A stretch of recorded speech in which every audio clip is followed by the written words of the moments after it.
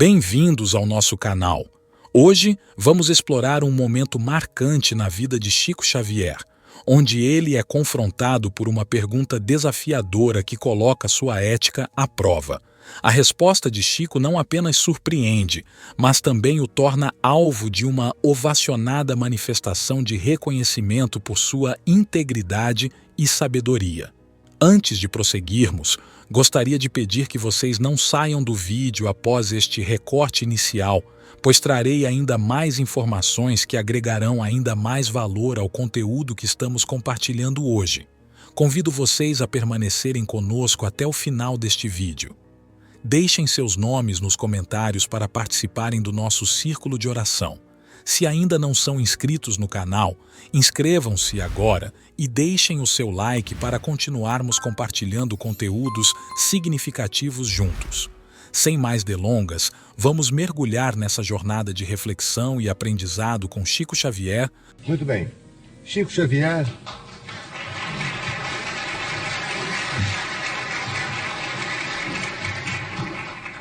Chico Xavier, eu não ponho em dúvida a sinceridade do seu ministério espiritista. Eu creio firmemente que o senhor trabalha com profundo amor à sua causa e à sua doutrina.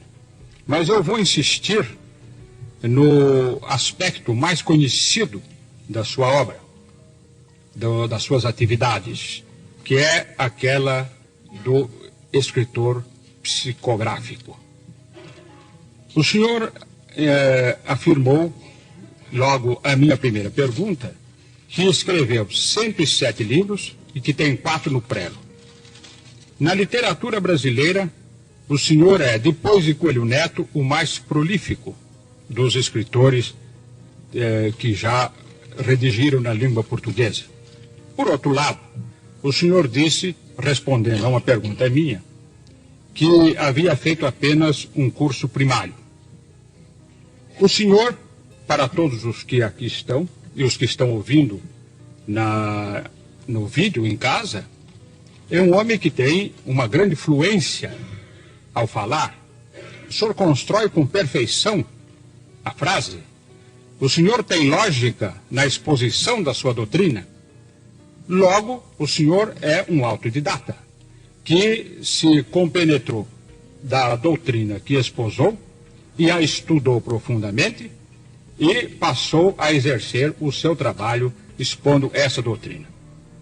Eu insisto que a escrita automática no senhor deve ser mais o produto do inconsciente do que o produto da mediunidade.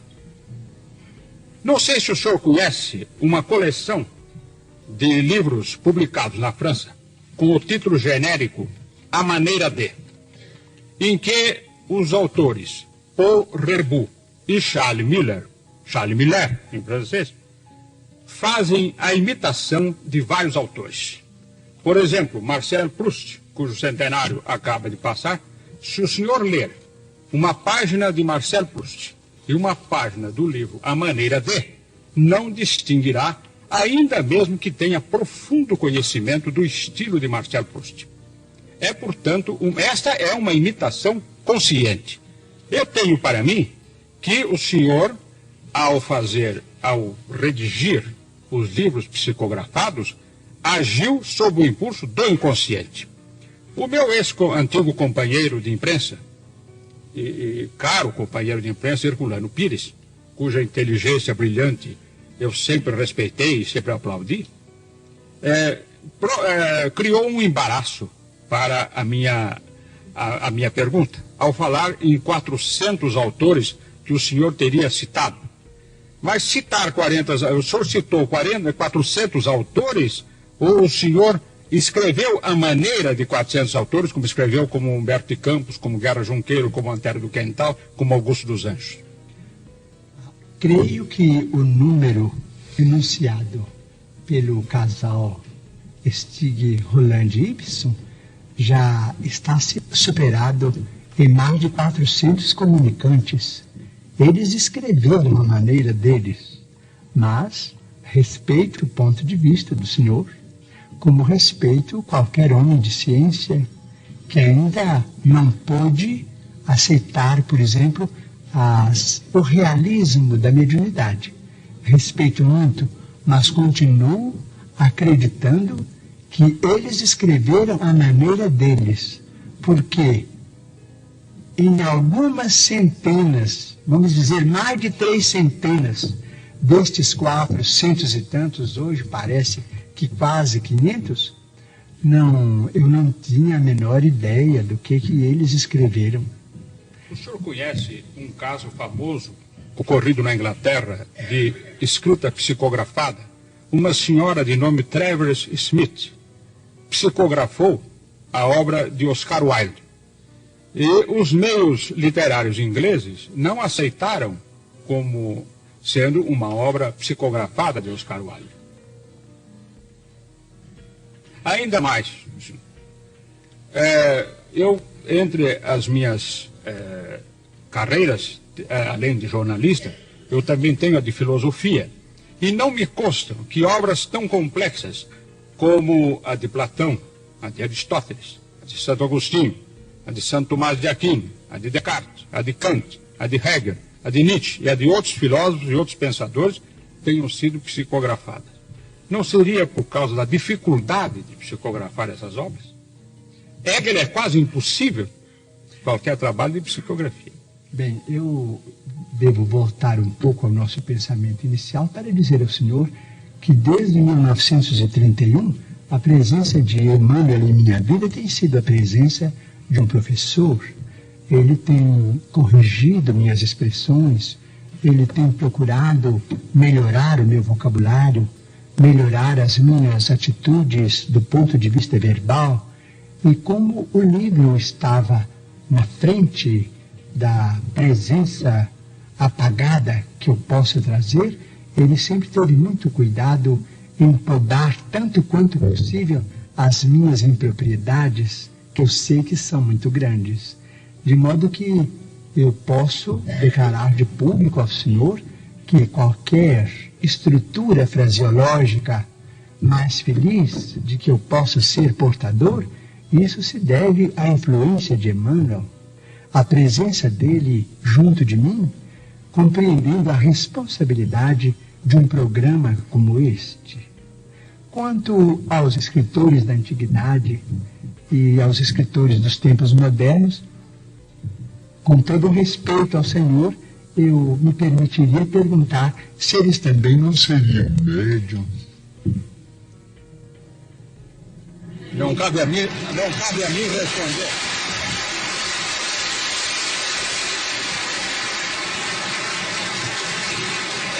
Essa é uma... Quem sabe? Este programa é de perguntas, não é de debate. Não é de debate, absolutamente.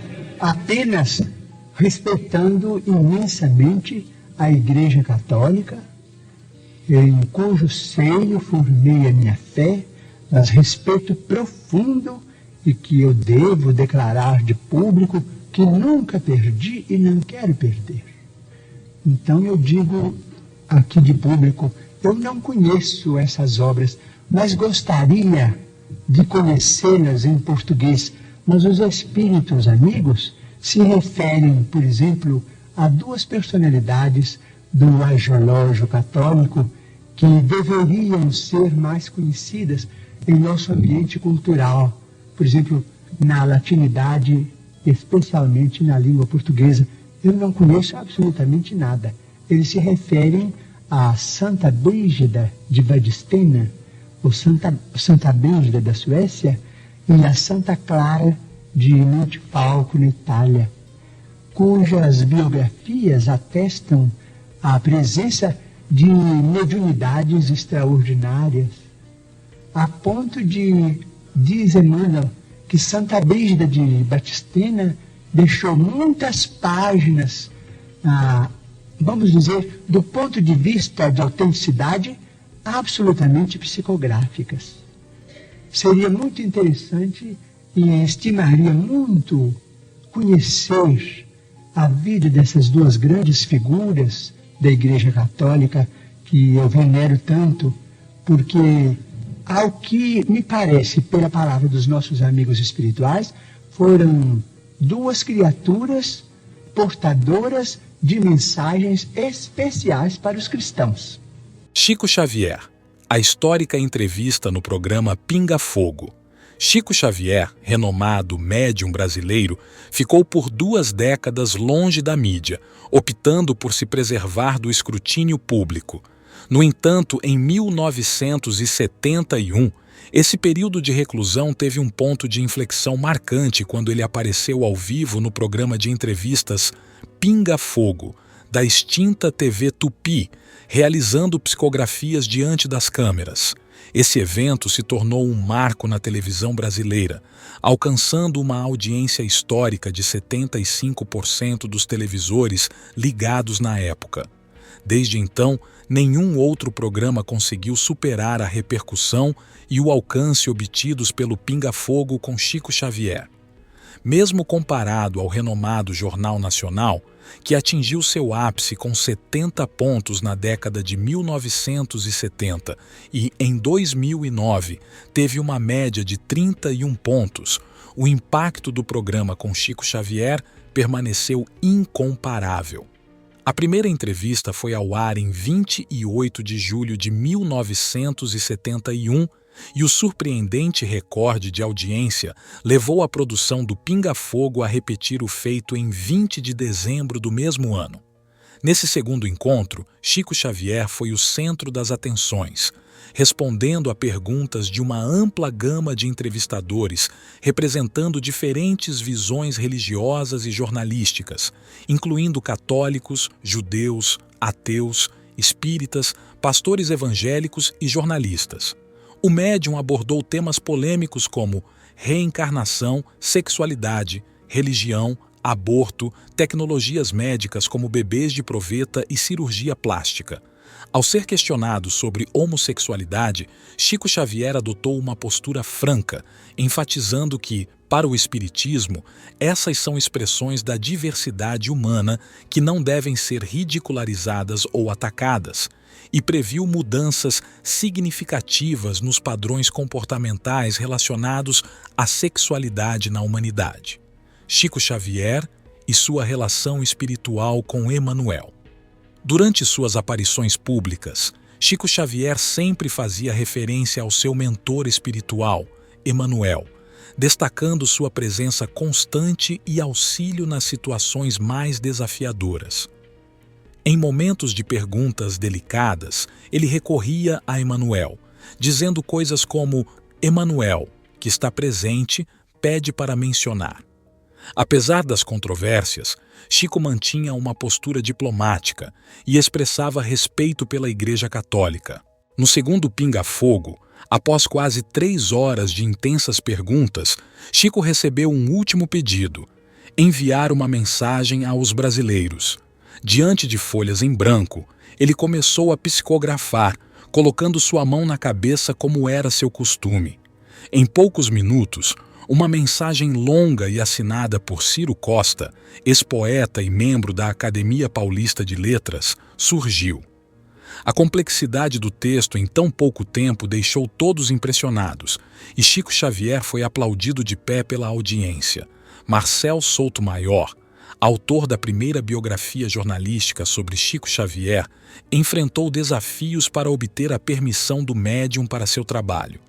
Durante 2 anos, ele pesquisou nos arquivos da Biblioteca Nacional e participou de reuniões no Grupo Espírita da Prece conduzidas por Chico Xavier. Souto-Maior destaca a mudança na percepção da imprensa sobre o médium ao longo do tempo, reconhecendo seu engajamento social, mas também a desconfiança em relação aos seus contatos com espíritos, o que levava Chico a ter cautela com os jornalistas. Relação de confiança entre Chico Xavier e Saulo Gomes. Saulo Gomes foi um dos poucos que conquistaram a confiança do médium mineiro Chico Xavier. Sua primeira entrevista com Chico aconteceu em 1968 e 3 anos depois, em 1971, Gomes conseguiu persuadir os produtores do programa Pinga Fogo a trazer o líder espírita para participar do programa, que era conhecido por receber figuras políticas. Gomes relembra que a produção inicialmente resistiu devido ao receio de criar conflitos com a Igreja Católica, mas ele persistiu e conseguiu convencê-los. Essa parceria estreita resultou em uma relação de amizade sólida entre Saulo e Chico, levando Saulo a acompanhar o médium em vários eventos e a assessorá-lo em questões relacionadas à imprensa ao longo de mais de 30 anos. Para Saulo Gomes, que possui 54 anos de profissão, proporcionar a visibilidade que Chico Xavier merecia foi um grande desafio que ele enfrentou e superou com sucesso. Apesar da proximidade e do apoio, Saulo esclarece que não se tornou espírita, mantendo sua identidade como repórter.